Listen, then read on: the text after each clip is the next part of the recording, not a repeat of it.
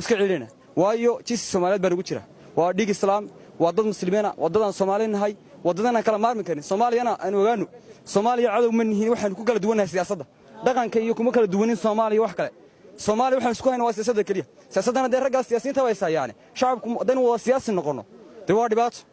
marka siyaasiyiintaas haya siyaasaddan ku kala duwanahay Soomaaliya de malihin anagu Soomaaliya u nahay ama Soomaaliya de calankeeda sideenay anagu Soomaaliya ma naqnaa bisna dadka Soomaaliya difaacana waayo maanta Soomaalida war lagu soo qaaday dawladda Soomaaliya war lagu soo qaadin waxa la dagaalamay waa Soomaali waxa la Kenya doonaysa Soomaali kala jabka Soomaalida isla markaa waxa loo baahan yahay Soomaalidu inay u mudowdo wixii markaa Soomaaliya soo weerar anu waxaan jeclaan lahaa Soomaaliya inay Soomaaliland tarafto madax banaanaysiiso laakiin aan noqon laba dawladood marka taafara la soo galiyana tanna xaq ka gasho taasina xaq ka soo gasho marka aanu isgarabsano cadow walba soo garabsano laakiin cadow soo noqono Soomaaliya Kenya waan ku hambalyeynana waxay qaadatay Soomaaliland waxa weeyaan Soomaaliland bana Kenya taageersana waa dhibaato weeyaan runtii waxaan arkay halkaas waa ceeb weyn oo dadka Soomaalida soo wajaday ay u midowno cadowga